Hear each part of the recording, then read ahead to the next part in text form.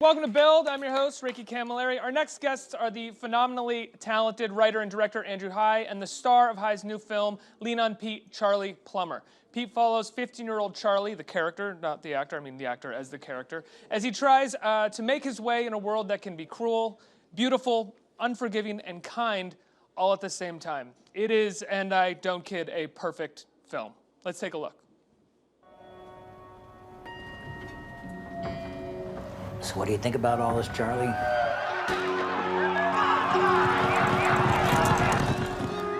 What do you mean? You know, working the backside, being here in the asshole of nowhere. I like working the horses. What's this one's name? Lean on Pete. And here's number 6, Lean on Pete. You won, right? Yes. Look, if we're gonna be working together, you gotta get some manners. And you gotta chew your food. What does your mom say? I don't know her.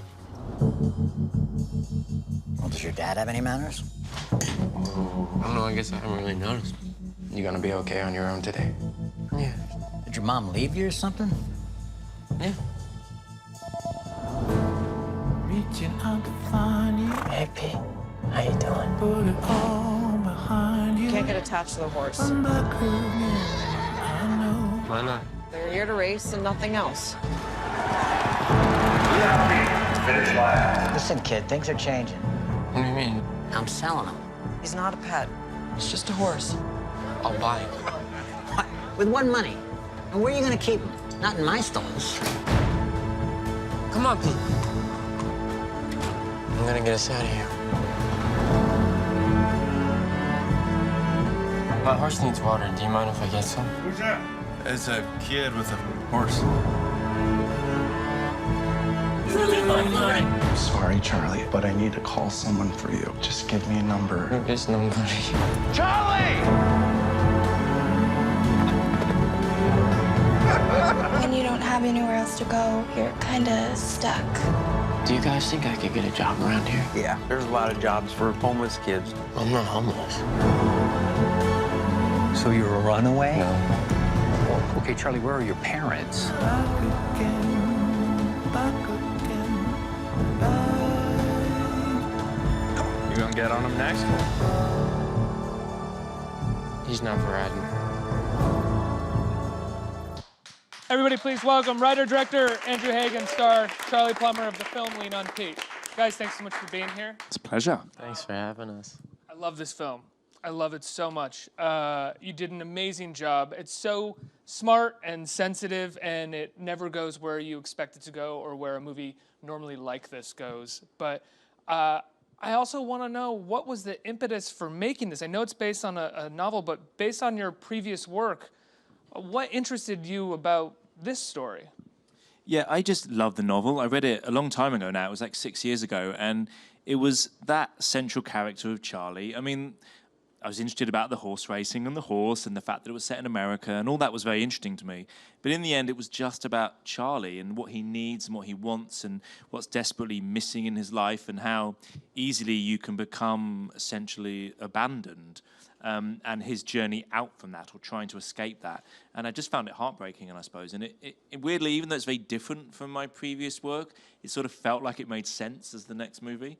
I would agree with that tonally. Like it makes a lot of sense in the sort of pantheon of your work. But I would say that just the character that you're choosing here, and I think the world itself feels very different. Yeah, absolutely. And that was really appealing to me. You know, I like going to new places and I like a different perspective on things. I always love it when British filmmakers come to the UK and make a film, like Phantom Thread, for example, just recently. American filmmaker coming to Britain making a film. I think it's really interesting in films for different perspectives on, you know, different stories based in different countries. How did you find Charley here?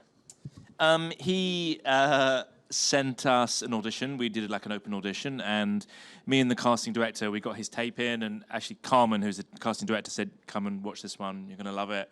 And we were nervous about getting the right person, and then we saw Charley's tape, and he was just amazing. Like, I don't want to, you know, embarrass the poor boy, but he was just so good. And it was, everyone had done the same scene, and he did the scene unlike anybody else. Right. He kind of drew you into him. He kind of like it was like he's offering you to come closer and watch him and listen to him and concentrate on him. And that's the kind of performance that Can I ask what love. scene it was? It was the scene with the dad, wasn't it? One of the early scenes with the dad. Or it was either that or the Dell scene. No, it was the dad scene, and then later on, the first scene when you were eating with Dell. Yeah, and I think one of the scenes with Pete where we're walking and talking, I think, too, yeah. Charley, you do a lot of hard work in this film. I can't give anything away, I don't want to, but I mean, there's a lot of really meaty scenes and a lot of heavy scenes. What was it like doing that? Had you had scenes like that yet as an actor? Yes, but nothing to this extent. I mean, it really did wear me out, and I think if I didn't have a director like Andrew leading the way, and by that I mean someone who is so patient and so kind, and was that way to me throughout the process, and I think also just really courageous, and he said from the beginning he wanted to shoot it primarily in sequence, which helped me so much, because I think whenever you have a story that's really about one central character and their journey throughout a certain period of time, that helps so much. And I think physically and emotionally that was so helpful, but it was really challenging. I was just supported by such incredible people like Steve and Chloe and Andrew and Tristan who produced it, and also just such kind people. I think that was so helpful. It is amazing though, like he's in every single frame of the story, and we couldn't do a single shot without Charley in it, so we didn't even get like a day off. You know, he was constantly working. He was always prepared. He always approached the scene in an interesting, kind of dedicated manner, and it was amazing. It really was. What is your process like adapting the book that you found, and how do you avoid cliches? How do you avoid what I referred to back there with you as the shortcuts that I think so many other storytellers, and I don't even mean it to disparage anybody, because it's almost natural, ingrained in us to find these shortcuts, having been exposed to so many movies over the course of our life. How do you circumvent those? Yeah, I mean, the book is a great novel, and it is completely unsentimental. And I think that's why I like the book so much. You know, a story about a boy and a horse could easily become incredibly sentimental very, very quickly. And the book isn't. So I knew going into the film that I wanted to keep that edge to it and that feeling to it. And then for me, I'm just always interested in in characters taking the more unusual choice, which to me actually seems the more truthful choice. I think film has created this world in which we do act in certain ways that makes no sense to me as a human being. So it's also always just about trying to stay on that, what would this character really do in this environment based on what's happened to him before in his life, and just taking that way. And also just giving the audience, like, I respect that an audience is intelligent enough, if they want to watch this film and they engage in this film, to do some of the hard work themselves as well. Like for me, engaging the audience in that way creates a deeper emotional response by the end. It's almost like a commitment between you and the audience. How do you find when you're working with an actor like Steve Buscemi, and maybe he doesn't even think this way because he's such he's a veteran at this point, that character could easily be played on the first day as a bit more villainous, even though his character is not a villain. Do you have conversations with the actors beforehand to talk about how to ground these characters, even though they may end up making some sort of detrimental decision that affects your main character? Yeah, absolutely. And with Steve and Chloë and Steve Zahn as well, it was always about, like, I want these to be well-rounded people. And Travis Fimmel, who plays Charlie's dad in the film, is like, nobody is just good and bad. Everybody makes mistakes. Everybody's trying the best they can. And each character had to be like that. And it was, it's written in the book like that. I very much tried as hard as I could in the script to be like that. And the actors, I think, they really respond to that, because nobody wants to play a, one-dimensional character. So, we had basic conversations, but then we all just knew, didn't we? Like, Steve knew, you knew, Chloe knew, and it was just, it was really good. What was it like getting to do all these scenes? I mean, you're basically walking through a movie filled with great character actors. I felt so fortunate, especially for me. I mean, I'm such a young person. I just turned 17 when we made the film, and just to be surrounded by people like Steve and Chloe and Steve Zahn and Travis, and to be able to learn from them, but to also just spend time with them ask them, you know, who their favorite directors they've gotten to work with and their favorite projects and what it's like directing a movie and acting in it. And Yeah, because even hearing you backstage, you know, you would think every actor that comes on this stage, young actor, has a knowledge of movies and cares about movies, but that's often not the case. They're just actors. You actually, it seems, care about movies and directors and who you want to work with. I hope so, man. But no, I mean, I do. It means a lot to me. And I think especially on something like this, when you're putting everything you've got into it, you know, you want to really respect the people you're working with. And this was one of the cases where I just respected every single person on that set, and including the horse and really everyone. Because, you know, to me, this is a story about compassion and love and humanity. And to tell that story, I think you need people that are all on the same page about it. And I felt like all those people were, and all those actors, and what they brought to it, just no one else could have. So I felt like it worked out very well. Can I ask, without, I really don't want to give anything away with this movie for people who haven't seen it, because one of the true joys of watching this movie is watching it sort of unfold in front of you. But what was your hardest day? What was your hardest scene? I don't know. It's hard to say that without giving anything away, but I would say towards the end, like I mentioned, we shot it in sequence. So towards the end, and really the end of this character's journey, I mean, he's really on his last legs, and I really was that way myself, and I think it had gotten to the point where it was difficult to separate my own life from, you know, the story, and especially because the story meant so much to me and I connected with it so much from the moment I read the script. It was hard to separate the two, and I think towards that end, you know, it had been such a journey for me as an actor and such a journey for the character, and then to see that kind of close in the way that it did, which I think it does beautifully. It was also, you know, it took a lot, and it was hard to say goodbye to it. So I think a lot of the stuff towards the end was particularly difficult. Andrew, how do you guide an actor like this through the process of making a movie like this? I mean, many adult actors wouldn't be able to do what Charley did here. Yeah, I mean, Charley had a natural understanding, I suppose, of the journey that this character goes on. He understood it. I think, you know, we'd get together in the early days before we started shooting and just talk a little bit about it. I don't like to, like, overanalyze too much things with the actor when we're working. I mean, for me, it's like, I just want to create a realistic space for them as a performer to exist, so they can bring themselves into it and that they feel they can try whatever they want to try, and it feels kind of protected, I suppose. And it's also about like what you surround them with. It's about us shooting in real life racing communities and us going down to, you know, a fair where they're racing horses and it's just real people in the background, or there's a homeless shelter that Charlie's in at one point, and it's just real people from that world are in there, and I think that helps create a reality that helps the performance. So I think that's almost the majority of my work, is trying to create a place where they can do their best work.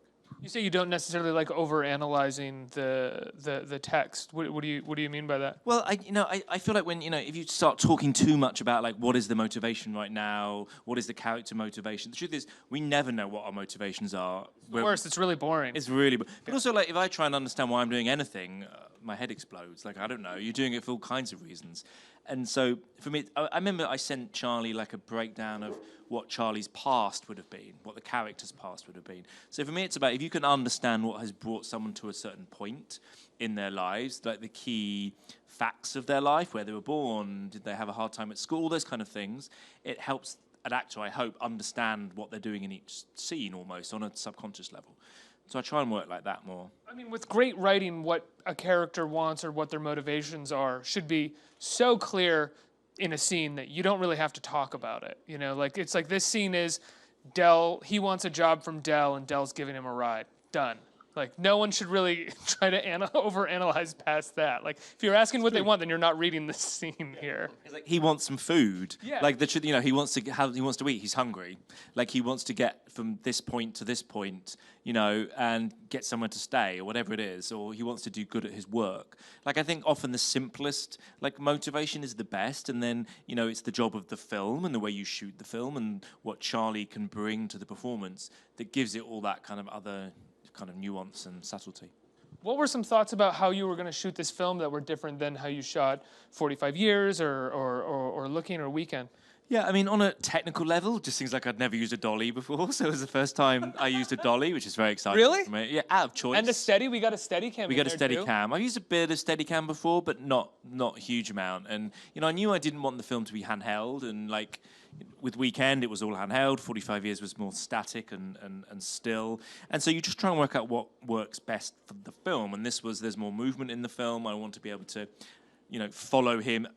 We made certain choices, like he's always center framed, and he always moves from one side of the frame to the other, never going backwards until he gets towards the end, and then he starts traveling the other way in the frame. So you come up with those little ideas to try and like help the visual palette, and when you use zooms and when you use dollies and how that. So we had hours of conversations with my DP to get that kind of visual thing without it ever feeling too showy. I don't want my films to feel too showy. I want it to be about the performance, and you almost forget all the other stuff, even though it's helping, it along the way. The film really opens with, I think, just a wonderful scene between you and Travis Fimmel, and it's a fairly long scene that introduces. It's necessary how long it is because it's introducing this very core relationship to the movie. What was it like planning that scene, rehearsing that scene, and shooting that scene? It feels very lived in and natural, and the two of you do a wonderful job. Well, thank you.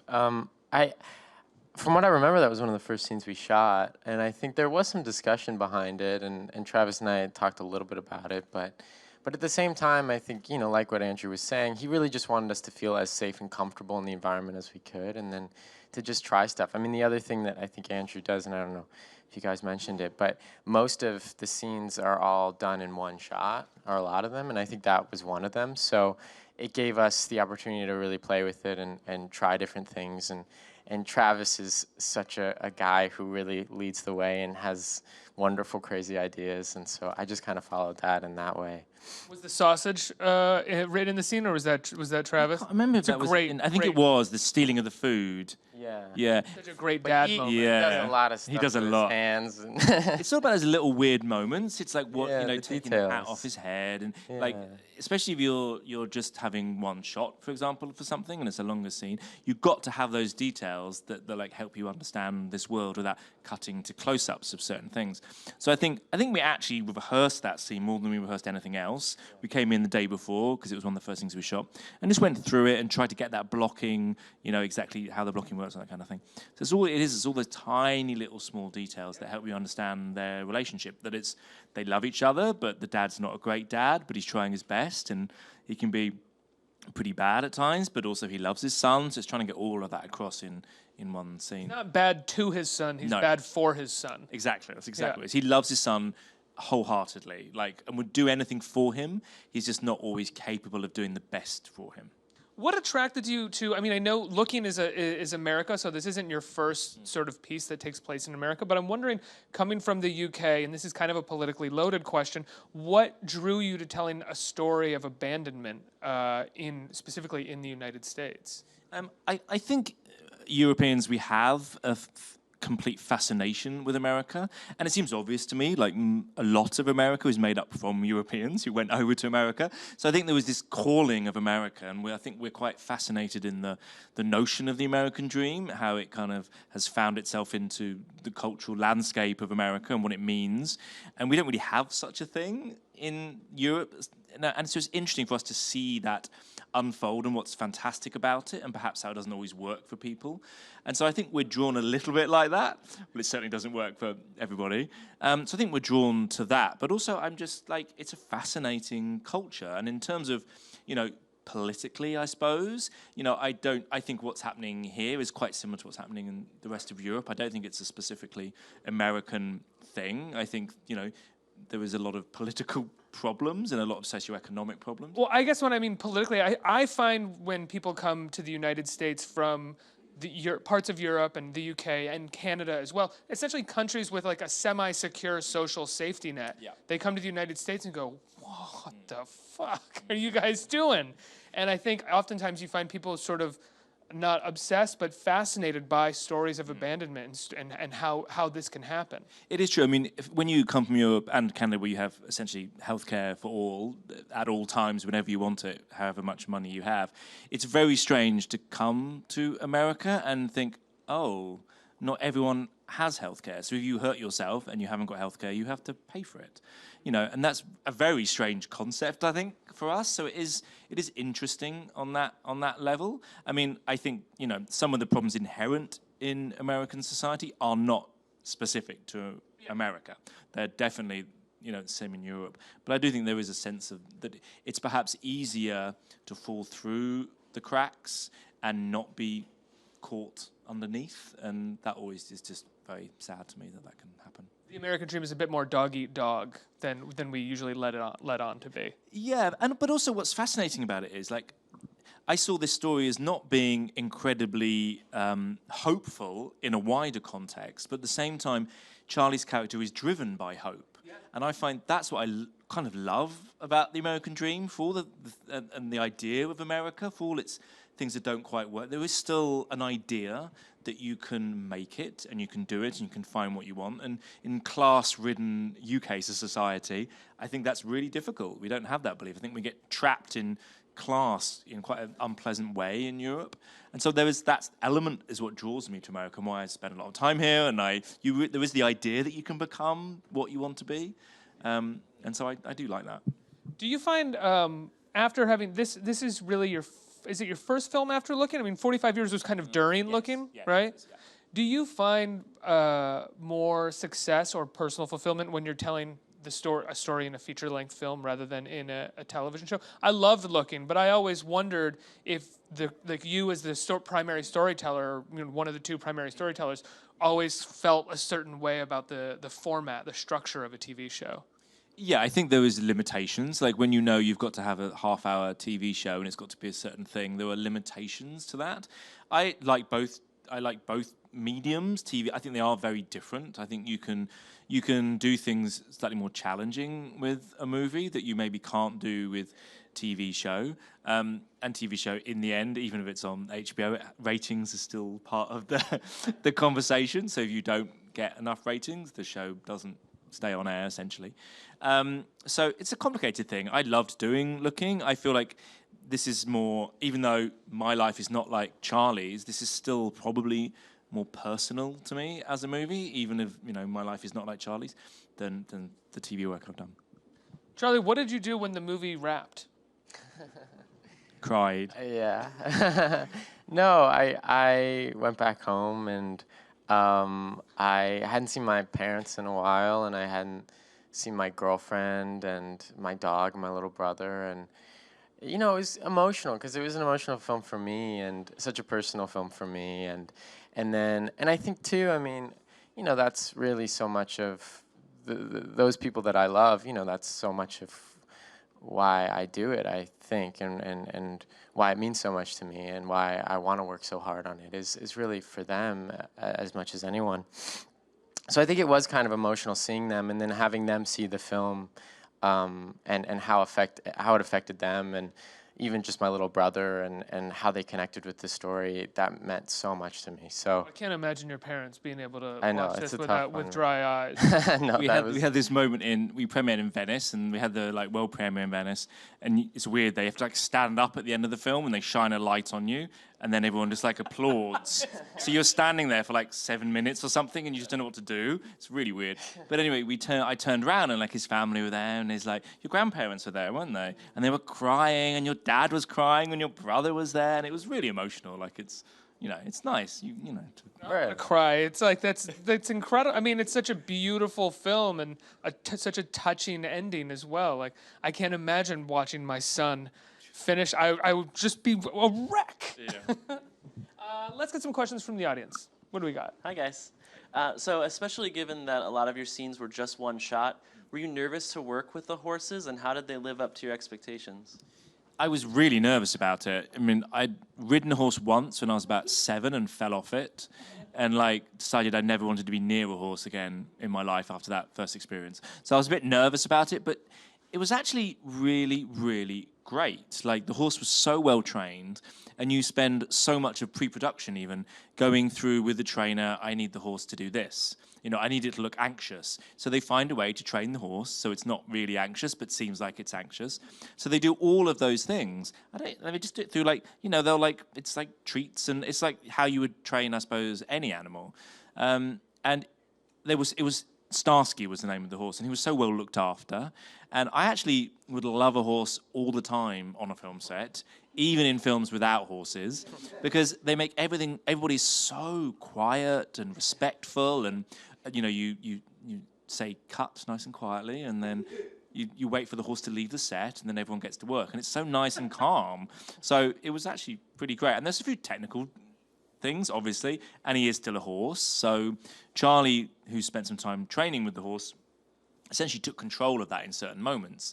Like there's a shot when he's out in the desert with the horse, and it's just Charley and the horse. So he'd learnt how to deal with that horse and walk with the horse and calm the horse down if it gets anxious. And I think it helped your bonding, certainly, and it comes across in the film. But no, I'd do it again if it was the right trained horse. What about you, Charley? How was your experience with what was it, Starsky? Starsky, yeah, I loved it. He was such a sweet guy, and we get along great. I mean, the thing is with horses, they're really smart. So if you let them push you around, then they'll definitely push you around. So the first couple of weeks were just being confident next to him. But then once that happened, I had so much fun. And, in the scenes, we'd improvise and I'd feed him stuff and let him drink water out of my hand. And, he's like a big puppy dog in a lot of ways. And two, I think it was so helpful for me because I had no idea what he was thinking while we were rolling, and I had no idea what he was going to do, and he could do anything, and I just had to go with it. And for me as an actor, that's the dream, having an actor that is that unpredictable and just having the confidence to go along with that. So I had a really good time. And plus, he was a very sweet animal. So. And he loves the film. Yeah, he's a big fan. He's watched it 5 times. Starsky's parents were crying, too. Yeah, at Venice. The whole family was there. Next question. Hi. Congrats on the movie, first of all. My question was sort of addressed, but I guess I'll ask it again. So much of the movie is based on the bond between the horse and the protagonist, and I was going to ask Charley, did you feel like by the end of the movie you had a special bond with the horse too, and like there was something special there beyond like the horse being an actor?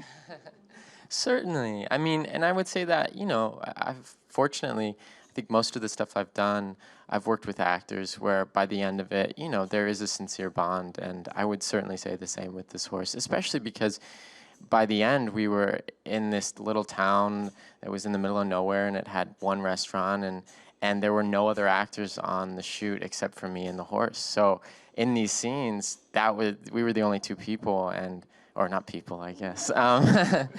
But certainly, and I think too, I mean, in the film, my character is really revealing so much to the creature, and especially in the middle of the film, is really confessing his life and his suffering. And I think anytime you're dealing with material like that, no matter the creature opposite you, you have to have that bond. And he was very kind to me back and very open. So I loved how limited those scenes were too. This is not a question at all, but the scenes where he's revealing himself to the horse, you don't overdo it. You don't go. It's very quick, and it's everything that we need, and then you just keep pushing that story forward. And for me, it was always this sense that, this poor kid has got no one to talk to apart from the horse. And that was always what I find quite heartbreaking. There's no other teenagers in this story, really. It's him in this adult world. And the only other thing he has to open up to is a horse that essentially can't understand what he's saying, but it still kind of feels his emotional state. And I thought that was nice. There's also, I imagine, a part of him that he's kind of the only other thing in the world that he can trust right now, because everything, all of the adult world has essentially let him down and failed him at this point. Yeah. I think we have time for one more question. Hi. So I come from a high school where, I was put into post-production, but deep down I knew I wanted to direct features. So my question for you, Andrew, was it easy transitioning from being an editor to a director? Yeah, I mean, I don't think it's ever easy. Like the idea, I mean, for a long time I was just too scared to be a director. I think that's the truth of it. I think when you start out, the idea that you're going to make something and then people are going to have to watch it and they're going to say whether it's good or not. And even now, it's still terrifying. Like, you have to get money to make something. Yeah, and try to tell people to give you money or ask them. Exactly, they've got to trust you that you can do it. Is really nerve-wracking. And actually, working in editing helped me a lot more because I watched how terrified all directors are, and how they often make mistakes and they don't really know what they're doing, and they pulling their hair out when they watch their first assembly of the film and think, oh my God, I've ruined my career. This is it. This film's terrible. Do you do that? Do you have that? Did you have that with like Pete or your other? I've always had it. The first time I watch the film, I feel sick. I have to lie down afterwards because you can't analyze it properly at all. You're just terrified. And I think it's really important when you're trying to be a director to realize that and not think that directors are anything special necessarily, that, you know, and just stick to that and think, okay, I'm pretty convinced I have something that I want to tell and I want to do it. I'm just going to keep trying to do that and not worry if you make mistakes along the way, and your films can be flawed, but it doesn't mean they're not good. There's all those things. And I think for me, that was really important because it's a nerve-wracking thing to make that first leap. How do you get from this first cut where you're nauseous and you're ill and you think you've made the biggest mistake of your entire life? How do you get from that to the point where you can actually start cutting it and figuring out the story? Because oftentimes I find what happens with that nauseousness is that you also just don't even know what to do with it in the moment. You're looking at it and you're like, I don't know what to change. I don't know what to cut here. I'm too lost inside of this. So how do you get to that place where you can suddenly start actually crafting and molding? Yeah, you take a deep breath and you're like, but I think I've realized it now, because back when I was making short films, it would be the same thing. I would watch the assembly and I'd be like, oh no. And then you're like, so now I realize that that's just your instinct, because you've had something in your head for so long, and even if it is actually what was in your head, it's still a shock to see for the first time. So you just stop, you just talk to your editor, or if you're editing yourself, just think about it, and then slowly you start to fall in love with it again. I think that's the thing. You go through stages. When you start writing, it's the same. You love it so much, and then you fall out of love with it when you're struggling to make it work. Then you start shooting. Directing is the same. You're really loving what you're doing, and then you lose track every now and then. You just got to keep remembering, this is the story I'm trying to tell. This is why I'm telling the story. And you care about the audience and what they feel, because it is for them to see, but at the same time, just keep in your mind, what is it that I want to see? What is it that's keeping me interested? Yeah, the audience is you in a lot of ways. You're the first audience, so exactly. You might as well entertain yourself. Exactly. Or affect them. I always feel like, for me, it's about, am I feeling something? Which is hard after you've watched it 20,000 times. But, you know, you try and, like, forget something when you're watching a film for the first time. You go, okay, now, am I feeling what I think I want the audience to feel? Guys, I love the film so much. Congratulations. How can people see Lean on Pete? So it comes out the April 6th. April the 6th in New York, which is where we are now, and LA, and then expands after that. And I'm going to look into the camera. I'm going to tell you guys, go see this movie in the theater. It's one of the best movies you're going to see in a long time. A really beautiful journey. Congratulations. Give them a round of applause, everybody. Thank you very much. Cheers.